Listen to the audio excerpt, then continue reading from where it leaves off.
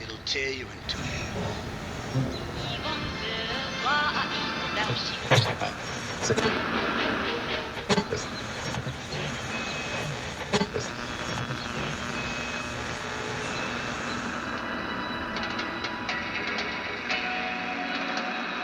Ladies and gentlemen, would you please welcome Mr. Steven Spielberg.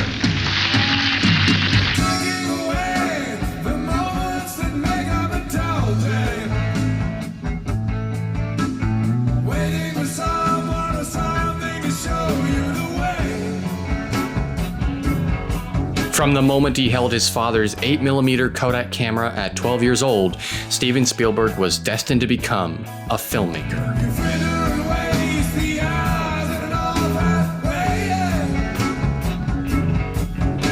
Born in Ohio in 1946, raised in Arizona as a teen, and moved to California by his adulthood, Spielberg had anything but an average suburban upbringing. He made movies with his Boy Scout troop, and soon enough, with the rest of Hollywood, when he signed a deal for Universal before he was even 21.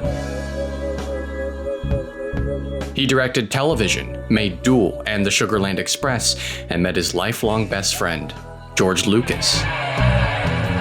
Like the rest of the movie brats, a group of Hollywood outsiders led by Martin Scorsese, Brian De Palma, and John Milius, the two were poised to rattle the movie industry to its very bones. And in the summer of 1975, Spielberg would do just that, with the release of Jaws. You're gonna need a bigger boat.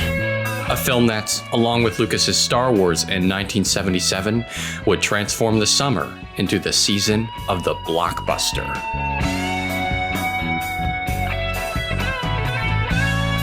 The legend of Steven Spielberg and George Lucas was only just beginning.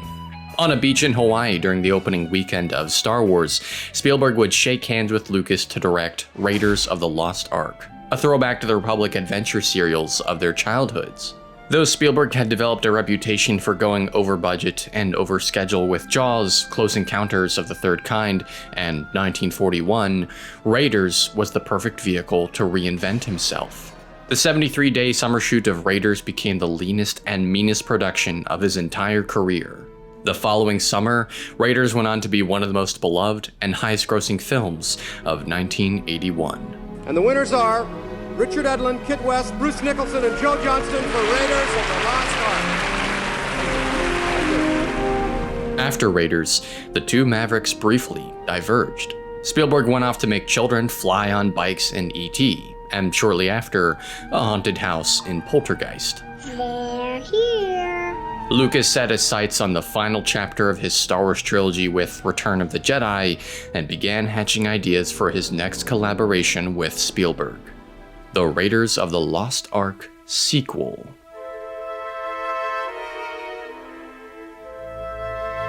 When Spielberg agreed to direct Raiders for Lucas, it was on the condition he'd also direct a Raiders trilogy. Like Zorro, Spy Smasher, and the other serial heroes he was inspired from, the titular soldier of fortune at the center of Raiders, Indiana Jones, naturally lent himself to multiple sequels, with new villains, allies, and artifacts to pursue in each entry. Breaking a new story wouldn't be difficult, but without a doubt, both filmmakers had risen to lead two of the busiest and most ambitious careers in all of Hollywood. Catching Spielberg before he flew off into another project was hard enough. At home, Lucas was dealing with a different dilemma altogether.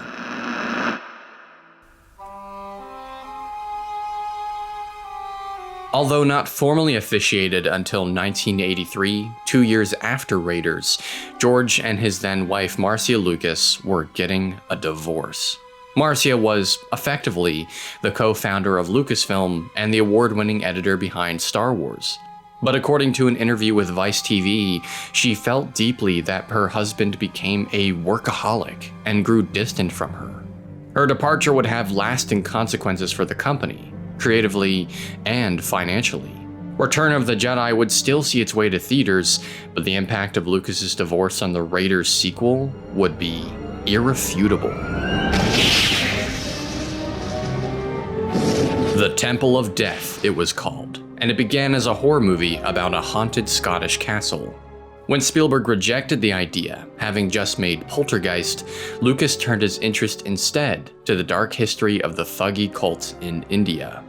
Willard Hewitt and Gloria Katz were hired to write the script, and leftover story ideas from Raiders were repurposed for the new story, including a prologue in Shanghai, a minecart chase, and a stunt involving an inflatable raft.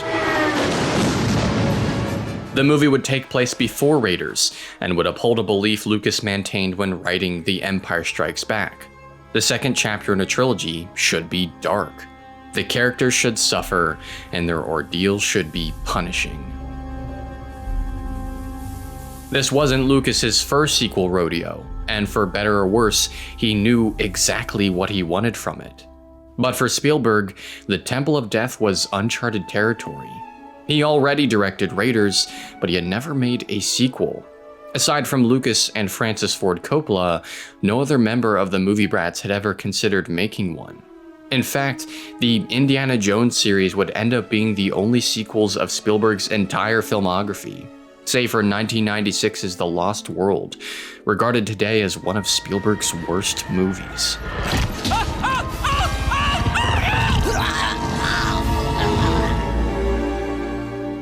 Although Spielberg was an alum director of episodic television, there were no definitive guides or blueprints for telling the next chapter of a cinematic story. More than that, the prospect of stepping back into a world you created, facing the pressure of outdoing something you poured your heart into, and doing the work required to get there was, to say the least, intimidating. For any artist, as much as it could be for Spielberg.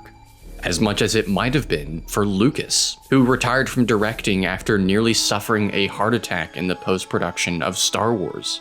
Not only did Raiders have a fan base, but Spielberg had a fan base. An audience of thousands, if not millions, hooked on his capacity for movie magic and make-believe. And yet, elsewhere in Hollywood, a very different expectation had been slowly building against him. That the starry-eyed hotshot director of popcorn entertainment would kill Hollywood. William Goldman had written specifically that the blockbuster and Steven and George Lucas had destroyed Hollywood. Steven Spielberg can't be compared with people like Mike Nichols or Barry Levinson. There is a place for mass entertainment, but it shouldn't be confused with art or quality award-winning filmmaking. To an industry that largely saw itself as the defender of virtue in American culture, especially amid a political climate of paranoia following the Watergate scandal and Vietnam War, an amassing tide of critics and fellow filmmakers believed that Spielberg's movies were poison, soulless, unchallenging, and overly sentimental. They were made for mass appeal and empty escapism, displacing any real art from the theater. And because of Spielberg's movies, studios around Hollywood were now pining for blockbuster tentpoles of their own, prioritizing the production of fewer films with massive budgets and cheap thrills over smaller movies with more socially conscious sentiments. While this made directors like Spielberg more in demand than ever, his critics only grew louder with each box office hit. This was Hollywood's frontman, and they felt deeply that he had become irresponsible. It's not my cross to bear, because I can only make my movies, and little movies, big movies, whatever kind of movies I make, and I am not responsible for their, for the acceptance of those films and what happens after those films are released. A director of Spielberg's caliber had no real reason to satiate his critics. There were deeper, socially conscious truths in all his works. A view of suburbia that finds as much comfort as reasons to be disturbed. A distrust of authority in the face of unthinkable danger, and a deconstruction of the male fantasy in a hero who is constantly knocked down, out of breath, and afraid of snakes. Why did it have to be snakes? Spielberg was an artist and a talented storyteller as much as he was a commercial director. He would endeavor to ignore his critics, but unbeknownst to him, one film was about to change that. Spielberg had been telling stories about his childhood since his career began, a form of personal myth-making that allowed him to exert control over the forces he couldn't as a child. namely his parents' divorce, as you might have recently seen depicted in The Fabelmans. As a throwback film and a collaboration with Lucas, Raiders might have been an exception, but its soon-to-be sequel would not. Through the heightened reality that became a staple of his films, Spielberg would soon glean an unforgettable truth, setting him on a path of discovery and transformation to the greatest treasure of all.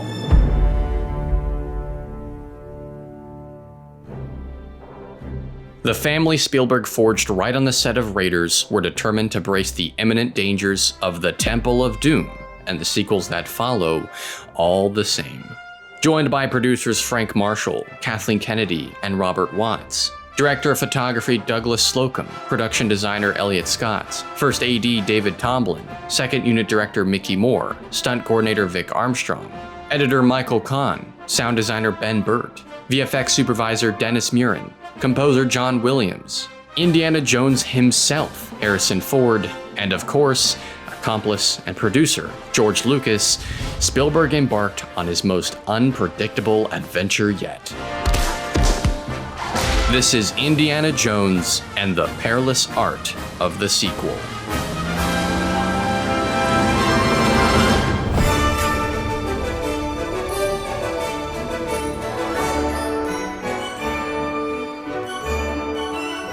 The sequel to Raiders of the Lost Ark began shooting on April 18, 1983 in Colombo, Sri Lanka. While Spielberg and his on-set crew would be knee-deep in all manner of bugs, bats, snakes, and elephants in the weeks to come, sets for the Obi-Wan nightclub, minecart chase, and Thuggy Temple were assembled back at Elstree Studios in London. Ford was in the best shape of his career, while his co-stars Ke Huy Quan as Short Round and Kate Capshaw as Willie Scott were ready to become Spielberg's next movie stars. Short Round, step on it. Okie dokie, Dr. Jones, hold on to your potatoes. In the Temple of Doom, Indy's ultimate prize is fortune and glory. The mystical Shankara stones, stolen from a Mayapuri village by the evil forces of Pankot Palace. Behind the camera, it was Spielberg's prize too. Though Temple of Doom fit the B-movie mold of Raiders, it was spiritually a very different film, with vivid depictions of slavery and starvation against the opulence and elitism of the Maharaja's palace.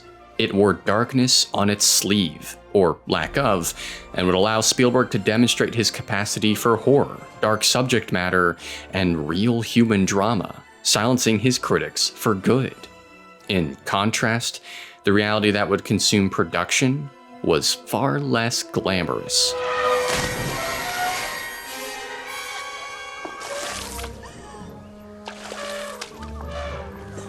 Very funny. From the moment Spielberg sprained his foot on the second day of shooting, the behind-the-scenes production of Temple of Doom was prophetically cursed. In just the span of a month, one extra had a heat stroke, Capshaw was stung by an insect, an electrician twisted his ankle, crew members were sent home with typhus or hepatitis, and contracted stomach problems from the food in Sri Lanka. Ford developed back problems from 2 days of elephant riding, and Capshaw's dress was mangled by an elephant. I said, cut it out! Crew members who had to run back and forth between the heavily lit peak of a 60-foot set where Willie is lowered into the fire pit and its stage at the bottom where it was 50 degrees colder got really sick. Slocum was sent home with a fever in June and was injured by an exploding lamp in August, while the nightclub set caught on fire later that month. The shoot was nowhere near as rocky as the infamous production of Jaws, but it wasn't a competition either. The crew was unhappy, and Spielberg was unhappy. It didn't temper his focus, but it did affect his attitude. To Spielberg, Temple of Doom's darkness grew increasingly cynical and increasingly juvenile. Scenes were cut and new ones were improvised, just as they were on Raiders, but at a more frantic rate and with the intent of balancing out the darkness. The byproduct is a film of polar extremes. For every moment of terror and suffering is a moment of gut-busting humor and gross-out comedy. Sometimes all in the same scene at the same time. We are going to die! Bugs oozed from the walls. Fire shot into frame. Willie's screams became the manic embodiment of the film itself.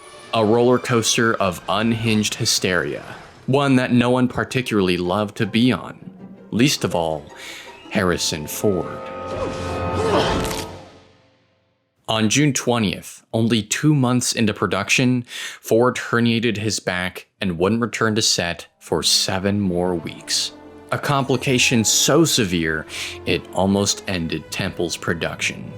Spielberg pushed on, relying on stunt double Vic Armstrong for the film's remaining action. But it also led to one of the most breakneck periods in the production of the entire Indiana Jones saga. Second unit teams directed by Lucas, Spielberg, and Marshall were deployed across the globe for establishing shots, inserts, and stunts, including a dangerous shoot of the raft ride at California's Mammoth Mountain. It was as brutal as the film itself.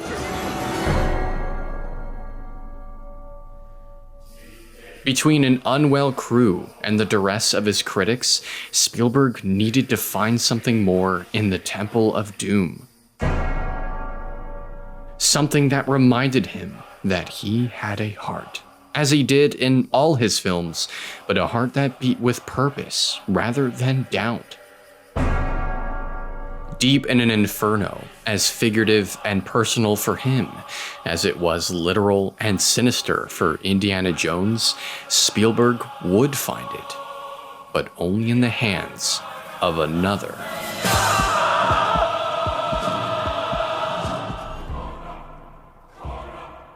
In some unexpressed way, the Temple of Doom signaled a self-fulfilling prophecy.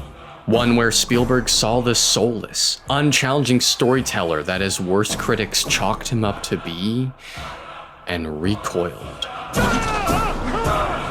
The fate of any artist to whom the glitter of fortune and glory never leaves their eyes, who never draws a line between success and the soul. Spielberg was, admittedly, quite far from it, but for the first time, he could see it. He could make our hero stand stone-faced against ancient evil. He could make him watch women be lowered to their demise, and he could make him hit children. He couldn't make him snap out of it, but the people around him could.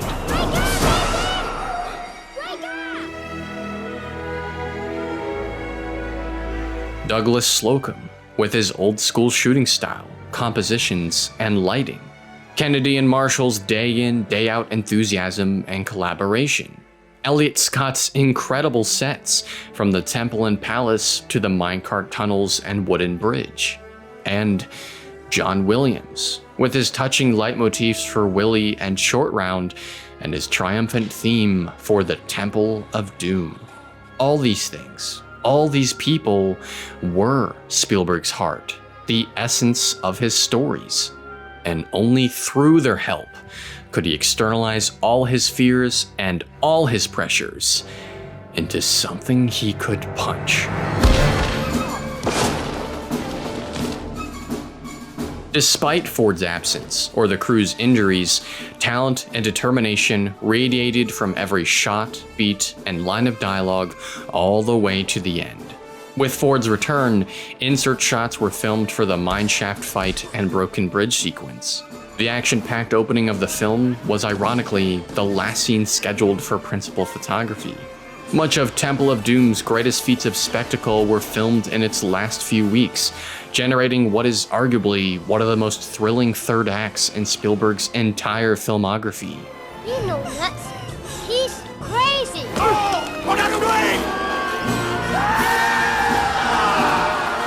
By the synergy of a weathered crew and their wild director's desperation to reclaim his heart, Indiana Jones found his way out of the darkness and vowed to never look back.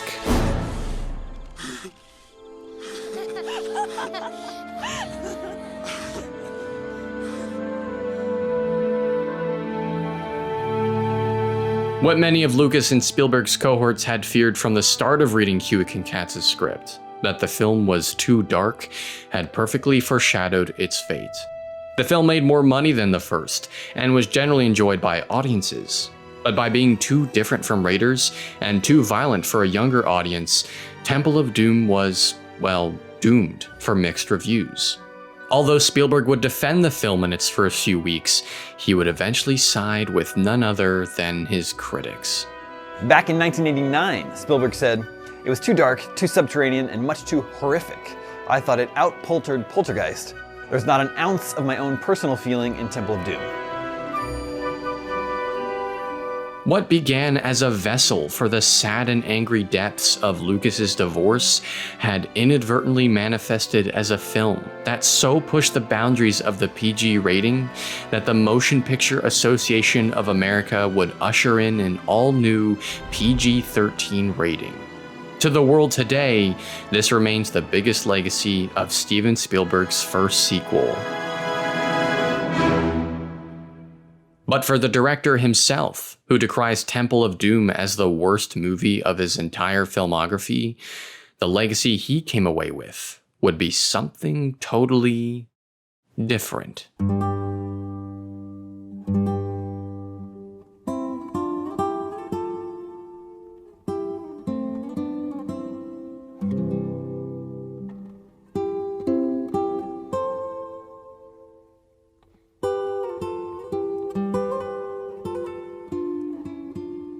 Steven Spielberg met his first wife, actress of Carrie and the Fury, Amy Irving, in the audition for Close Encounters of the Third Kind.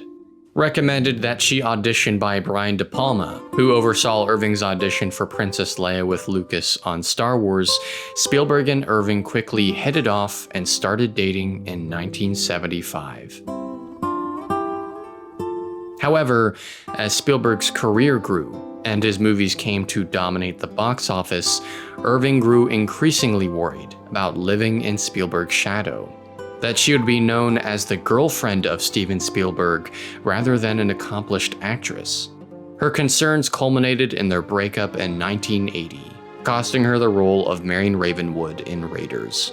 While Spielberg took an interest in Kate Capshaw on the set of Temple of Doom, he and Irving would reconnect in 1985 and marry later that year, a few months after the birth of their first son, Max.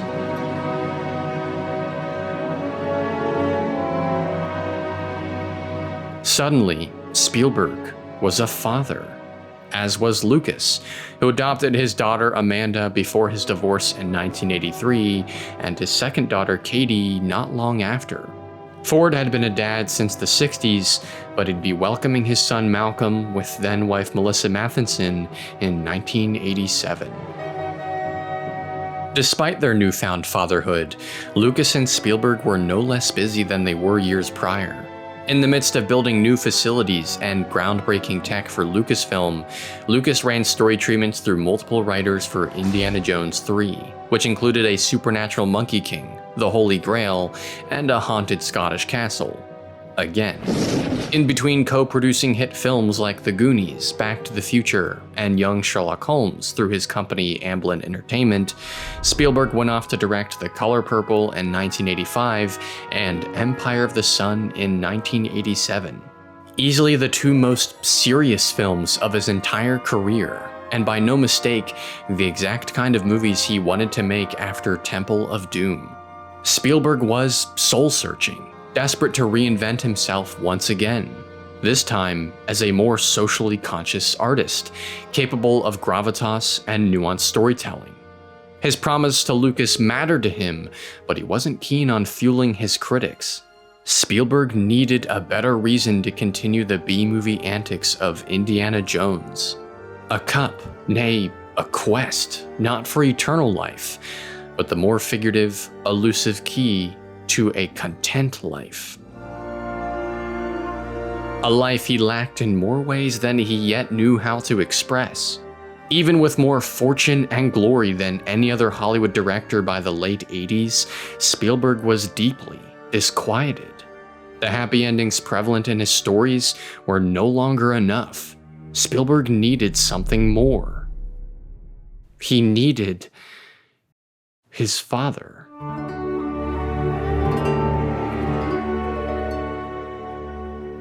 At the suggestion of Spielberg, Lucas hired screenwriter of The Color Purple, Menno Meyjes, to write a new story treatment for the second Indiana Jones sequel, this time about Indy's father.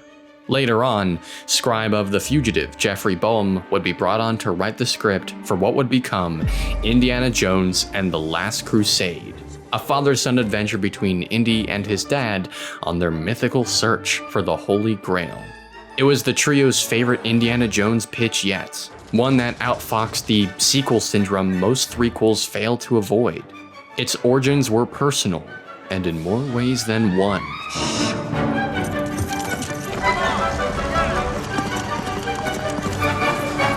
The opening prologue, where Indy, played by River Phoenix, attempts to make away with the Cross of Coronado, is one of the most memorable sequences of the entire series, and a leap away from the dark tone of Temple of Doom, but it also aligned the adventurous beginnings of Indiana Jones with the early beginnings of Spielberg, a Southwest American upbringing, where swashbuckling archaeology and Boy Scout filmmaking alike were one's only getaway from a dysfunctional family and an aloof father.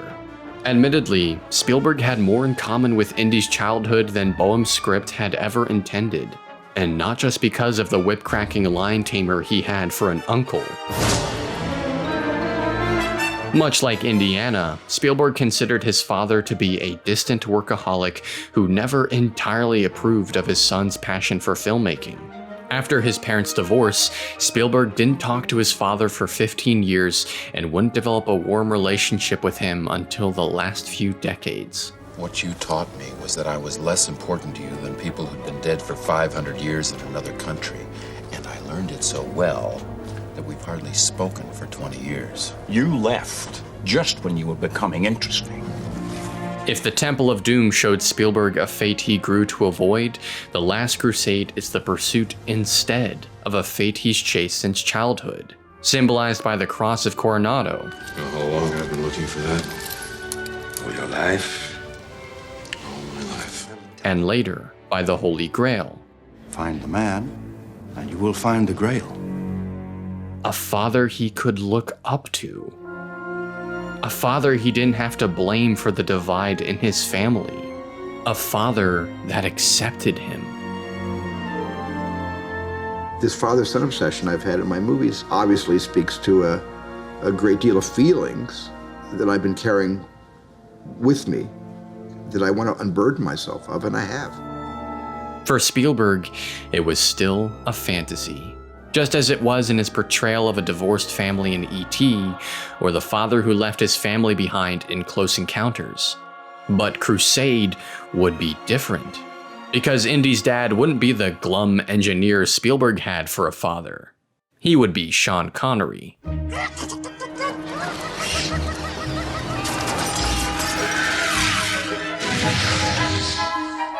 Though Spielberg and Lucas initially clashed over the casting of Connery, the Bond who was the blueprint for Indiana Jones, his very addition became the defining stroke of brilliance in The Last Crusade. Connery rewrote lines of dialogue, created gags, and fleshed out the character far beyond Boehm's original draft. Dad! Oh, Dad! Oh, Dad! Ah! Head for the fireplace! Oh. Anything Indy had done, his father claims to have done better. And where Indy derives thrill from gunning down Nazis, his father bemoans violence. Unless it turns into a joust. Connery doesn't appear until 47 minutes into the movie, yet the duo of Indy and his father is arguably the most endearing of the whole saga. For the father-son story at its center, The Last Crusade was a drastically improved production for Spielberg's crew. There were far fewer complications, yet no less reliance on the efficiency of a well-oiled crew. And then this is just after the tank explodes. We got the horse to move a little bit that time.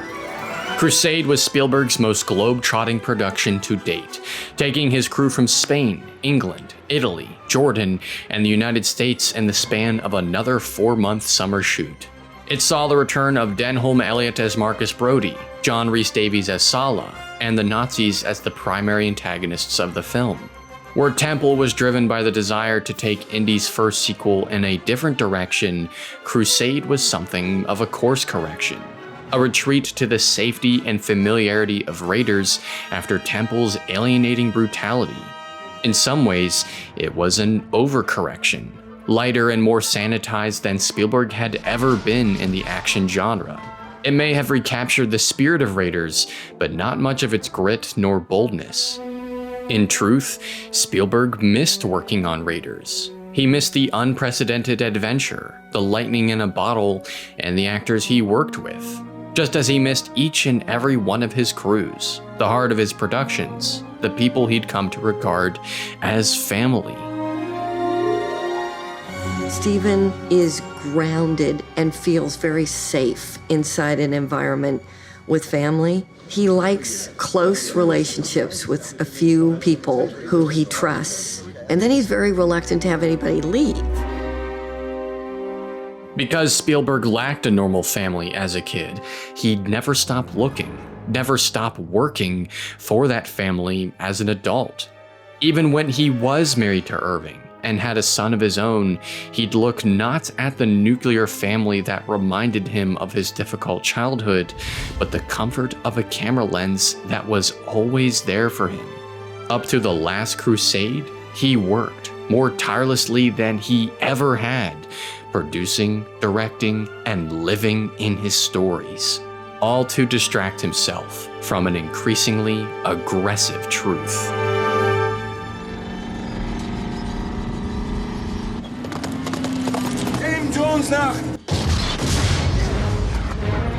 Hollywood's disapproving attitude never stung Spielberg so much as the disapproval itself. It was never about being the artist his critics believed he wasn't, any more than it was about Indy recovering the Grail. It was about silencing the voice that had been playing in his head since his very childhood.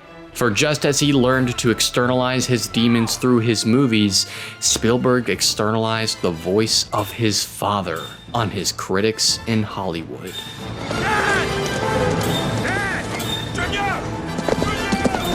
That his desperation for their approval and the yearn for a family were one in the same.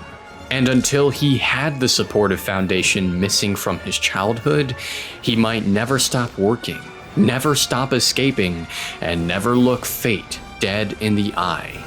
That is, until it was too late. Spielberg became a workaholic, an aloof father, and distant from Amy Irving.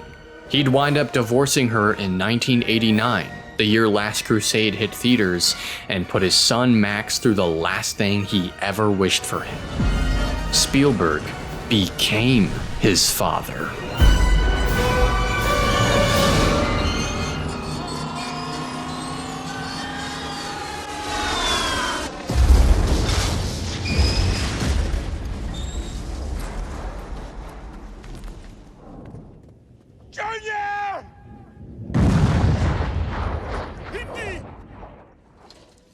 If there's one thing that you would like to be remembered for, one project that you have done or that you have yet to do, what would it be? Raising my kids.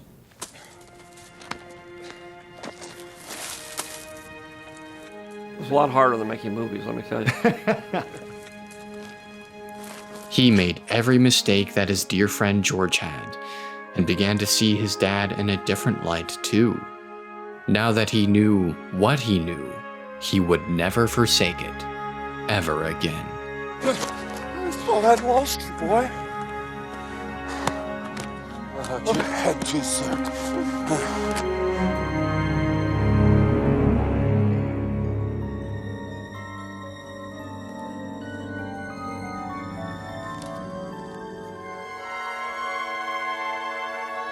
Spielberg was a talented storyteller as much as he was a commercial director.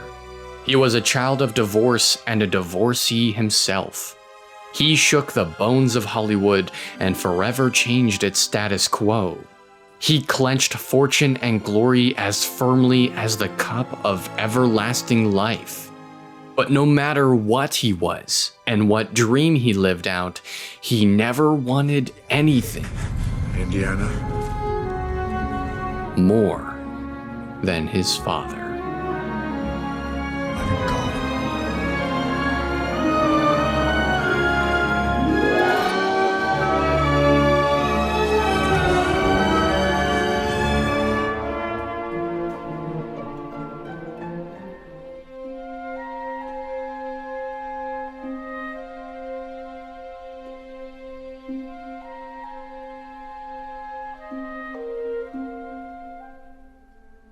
Like Indy himself, Crusade redeemed the heart, Spielberg's own heart, that he locked away in a tomb, afraid of the darkness that once tempted it. A human achievement paramount to maybe only the completion of a trilogy. More than 10 years had passed since Lucas and Spielberg struck their famous deal. Both men had lived a whole life in that time. Yet, for the first time ever, Spielberg saw what looked like a new beginning. He had a child to look after, and soon, the love of his life in Kate Capshaw. Just before The Last Crusade hit theaters, he appointed Kathleen Kennedy as president of Amblin Entertainment, freeing him to direct more movies and raise a family.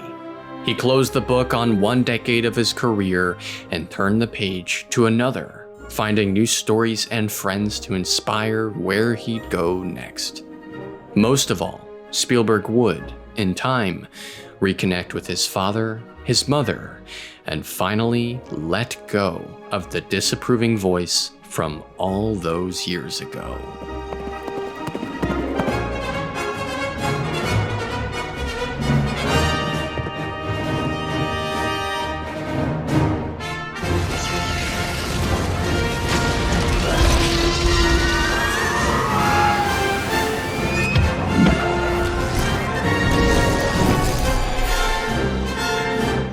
We were just wondering, who's your favorite?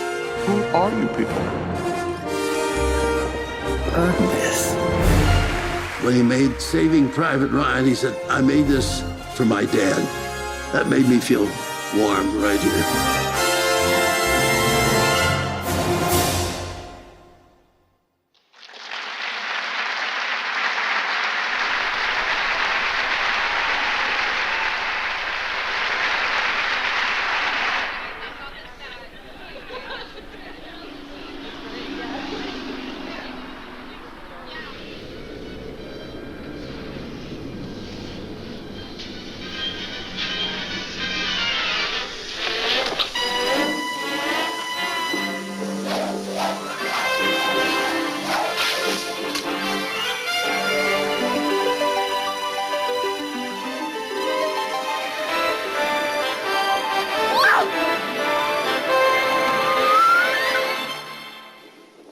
Chosen wisely. At Indiana's, discover the 1-calorie real cola taste worth leaving Pepsi for. Diet Coke. Indiana Jones lived on as a franchise. The franchise Lucas might have envisioned for Indy from the start, with books, theme park rides, The Indiana Jones Adventure, new at Disneyland. Video games, Indiana Jones and the Emperor's Tomb, rated T for teen. And ABC's The Young Indiana Jones Chronicles in 1992. Executive produced by Lucas, the Chronicles explored the formative years of Indy's childhood, where he was played by Corey Carrier, and his adolescent years in World War I, where he was played by Sean Patrick Flannery. Each episode was shot as a TV movie and with a budget of over $1.5 million per episode. It would also be where Lucas met producer Rick McCallum and cinematographer David Tattersall, both of whom would one day play pivotal roles in the production of the Star Wars prequels.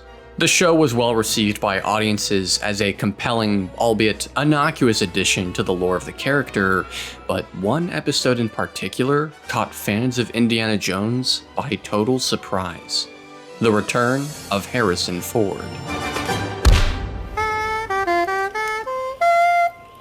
Reminds me of working my way through the University of Chicago. For its second season, Ford returned as a bearded, saxophone-playing Indiana Jones to narrate the events of the episode Chicago 1920. It was a fun opportunity for Ford, but a better excuse to catch up with Lucas on their 2-day shoot in Wyoming.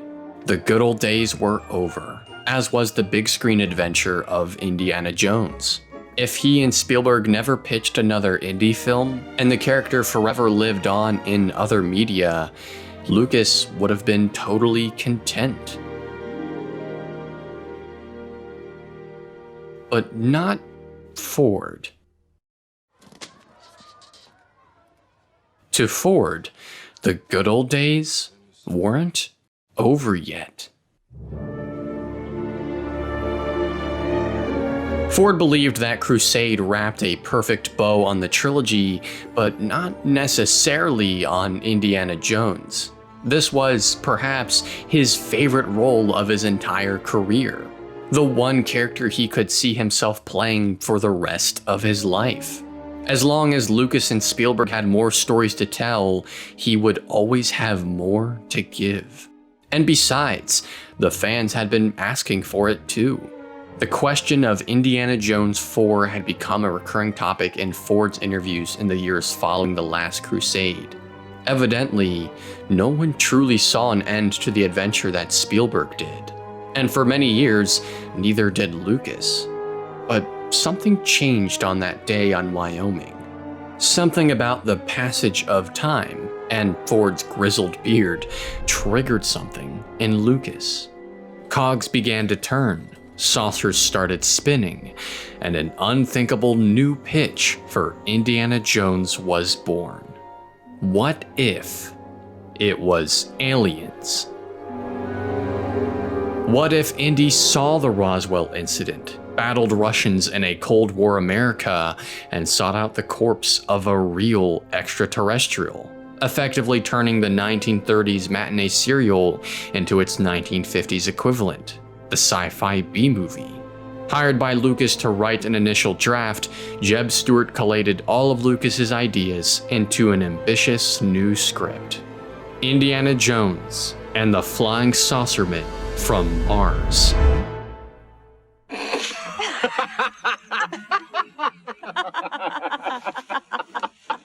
Ford did not take it seriously, and neither did Spielberg, who already had his fill of little green men in the past and felt they had no business being in Indiana Jones, especially after Independence Day came out. He loved working with Lucas and Ford, but he had well moved on with his career and personal life. His days of blockbusters were over. Lucas would rework his ideas through several more drafts, and always with aliens at its center, yet butt heads with Spielberg every single time. Lucas would find his alien fix in another galaxy, but the allure of one more indie sequel never completely diminished. Gathered at AFI in 2000 for a tribute to Harrison Ford, the core family behind Indiana Jones, Lucas, Marshall, Kennedy, Ford, and Spielberg, were reunited for the first time in years. The euphoria of the moment was enough to even recommit Spielberg to another indie film. But the dissent between him and Lucas would only worsen. Frank Darabont was brought on to write a new script in 2003. Jeff Nathanson would make heavy revisions to it in 2005. Finally, Spielberg brought in David Koepp, who he had worked with on Jurassic Park and War of the Worlds, to write a draft that the two of them could finally agree on. A balance of Lucas's extraterrestrial obsession and a Spielbergian perspective on 1950s America.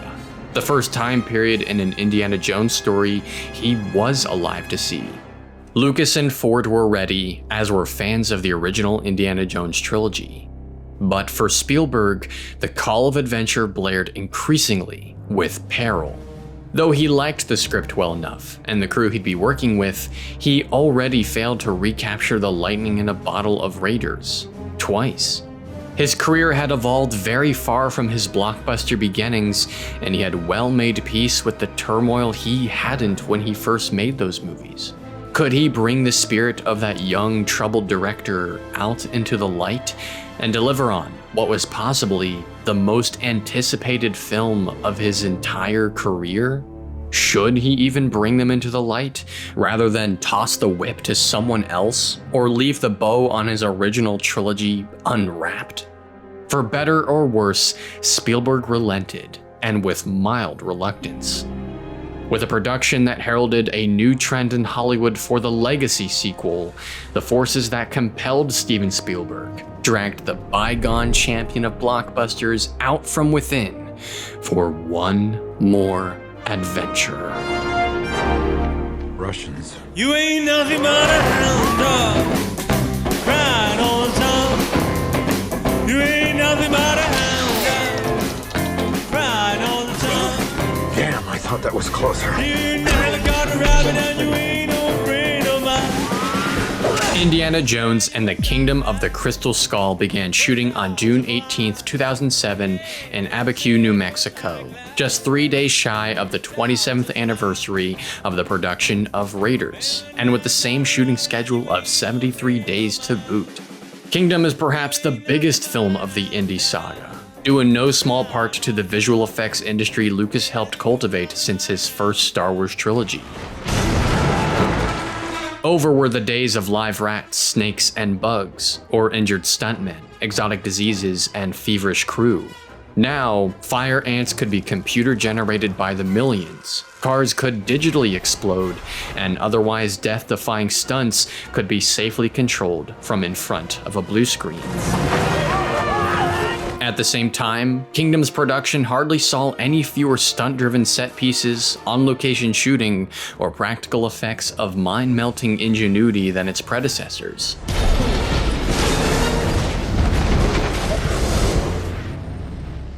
It had the potential, as far as anyone could glean, to be an awesome movie.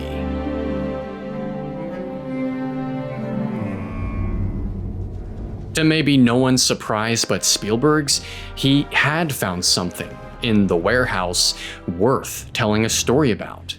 In Kingdom of the Crystal Skull, Indiana Jones must recover a mysterious and powerful crystal skull and return it to El Dorado, or Akator. Along the way, he's joined by Ray Winstone as Mac, John Hurt as Oxley, and Shia LaBeouf as Mutt Williams. Essentially, Marlon Brando in The Wild One and a love letter to Lucas's American Graffiti rolled into one person. The gearhead Lucas probably saw himself as a teenager. By making Russians the antagonists of the film, Crystal Skull avoided the déjà vu of the Nazis in Crusade without embracing the dark extreme of the thuggy cultists in Temple.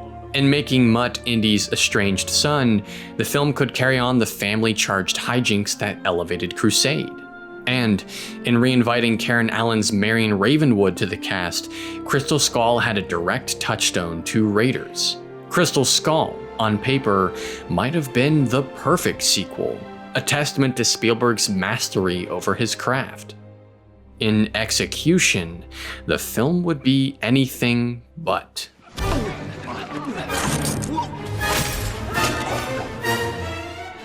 In the days of Temple of Doom, Spielberg would have cut scenes too difficult to shoot or too invasive for his actors. But because of Kingdom's shift towards the digital medium, suddenly, as Willie Scott once put it, anything goes.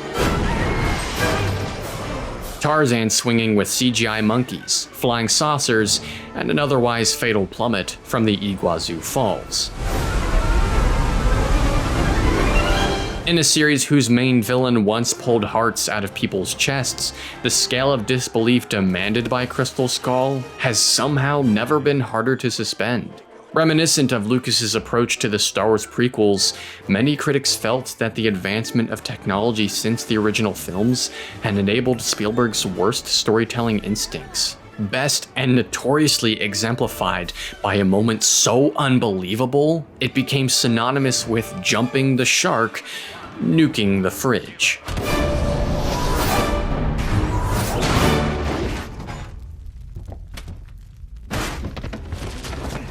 Crystal Skull may be better choreographed than its predecessors, but Indy's moment-to-moment brawls this time around are a far cry from the hallmark David and Goliath energy between Indy and his previous opponents.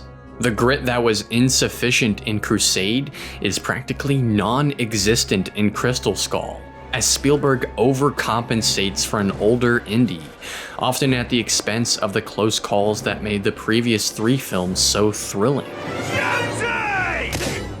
As a result, the Kingdom of the Crystal Skull lives in the gaping shadow of its past, replaying moments, referencing lines, and remixing what came before. A film that can't rectify what it can't live up to, no matter how hard it tries. Helmed by a director who no longer sees the thrill in his own adventure.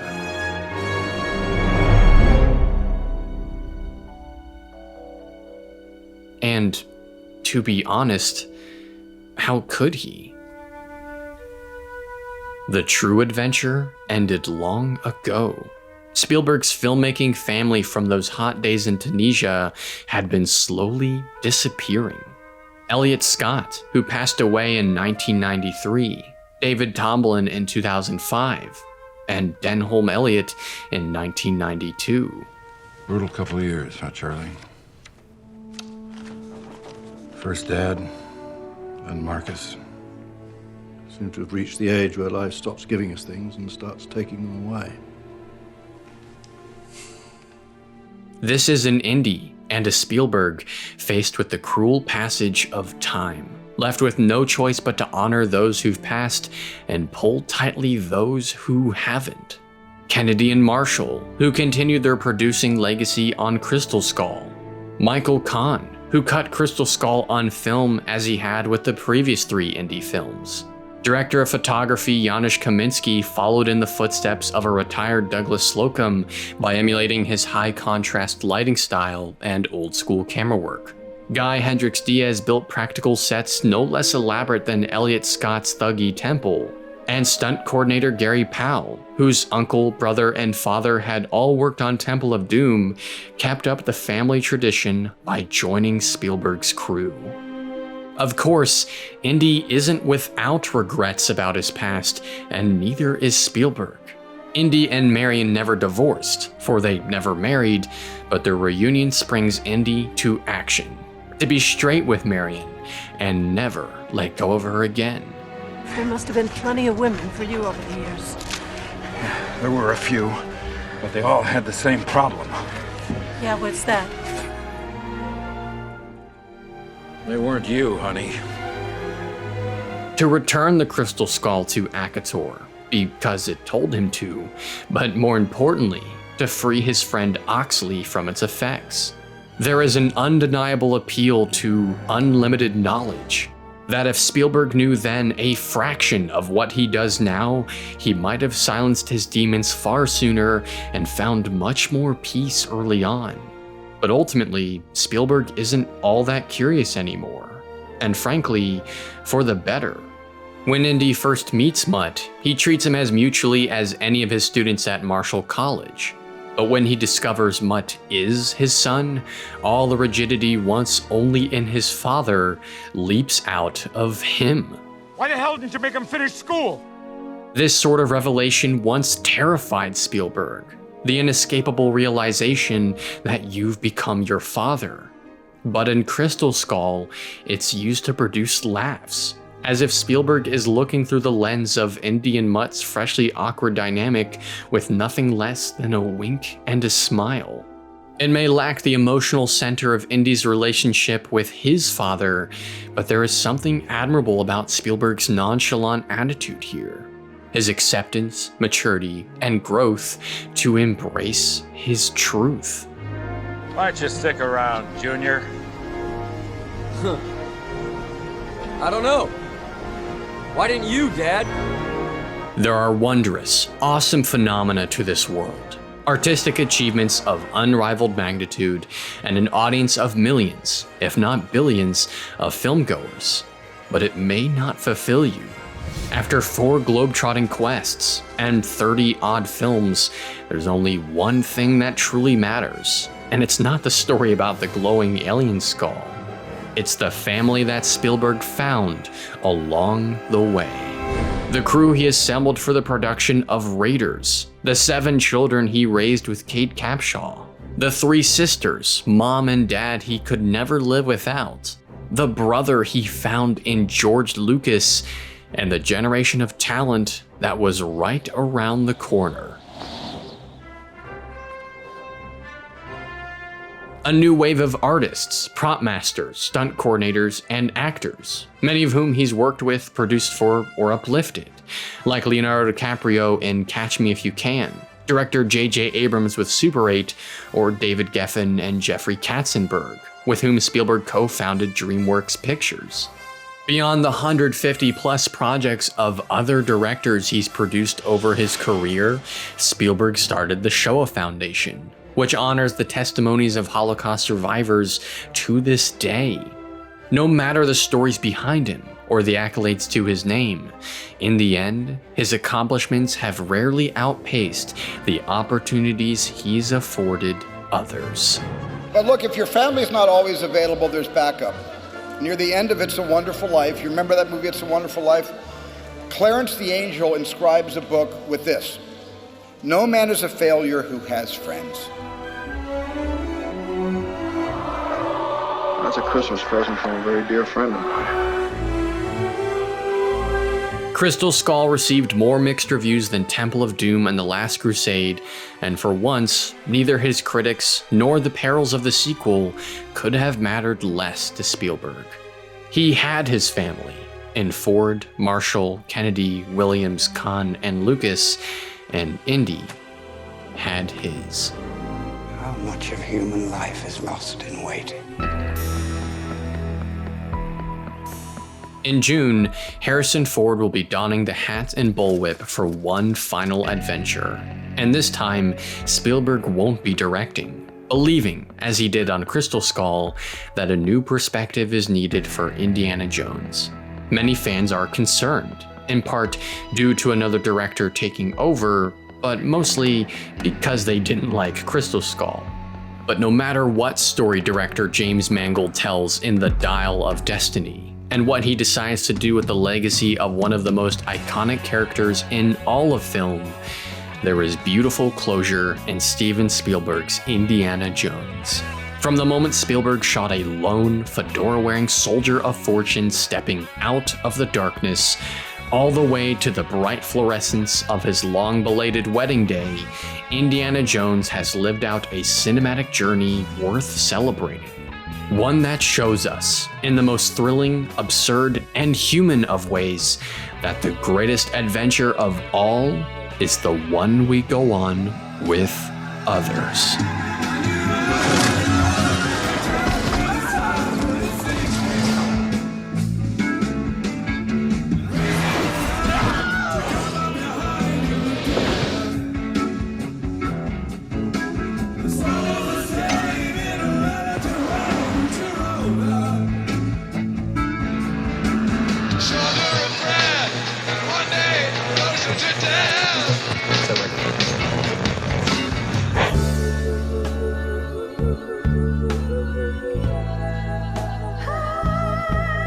Harrison was the guy that said, he would go over to me and he would say, "Come on, Steve, let me bite the guy. Let me just bite him.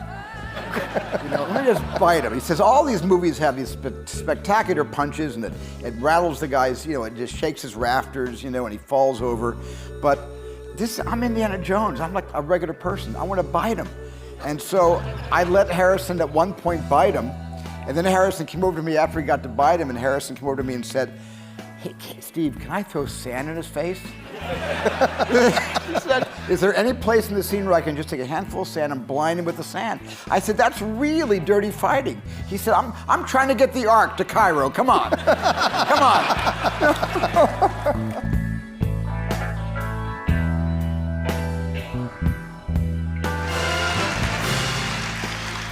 That damn music follows me everywhere.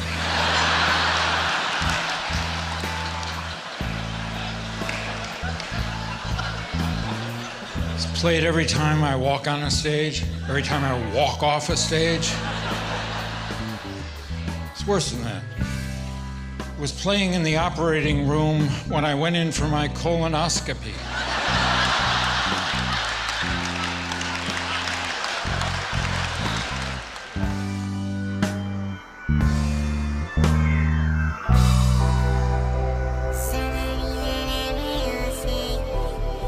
Hello everyone, congratulations on getting to the end of another Art Tour video. Thank you so much for watching it and getting to the end of it. And a special thank you to all those who watched my Raiders of the Lost Ark video back in 2020, which is not a very long list of people, granted, because it was before my channel blew up.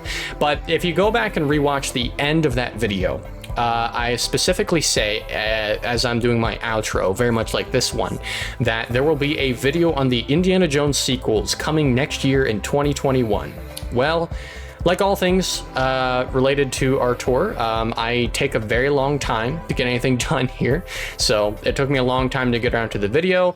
There was never a point where I wasn't gonna do it. There was just a bit of a period where I didn't really have a great idea for the video. And then at the point in which I did, I was kind of in the middle of doing the Mass Effect trilogy discussion on the channel. So I kind of had to get through that and find a way to be good with that before I got into this video. So here it is. I really hope you're happy with it. I had a lot of fun making it despite the time it took me to get here. So a huge shout out to all the folks on patreon.com/ArtTourPresents for supporting me over the last several months as you've been patiently awaiting new videos, especially considering how much I talked about wanting to do more videos this year than sort of how I usually get stuff done. So far, we haven't really moved beyond our typical rate of one video every 3 months. YouTube is not my full-time job. It'd be nice for it to be a full-time job someday, but as it stands right now, YouTube is something I have to sort of squeeze in between different parts of my life, between work and between stuff that goes on during the week.